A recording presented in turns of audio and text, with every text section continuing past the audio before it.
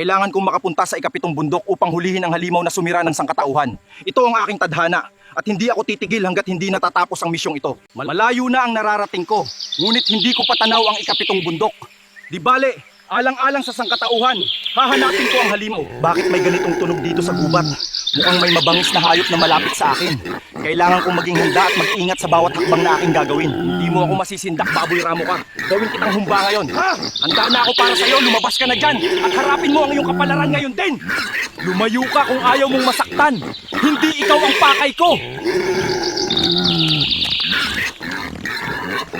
Pasensya ka na, baboy ramo. Hindi kita kalaban. Lahat ng mga hayop dito sa gubat ay mahal ko.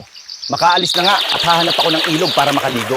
Ang sarap at ang lamig ng tubig. Salamat bathala sa biyaya mong kalikasan. Makakaasa kang ito ay aking iingatan.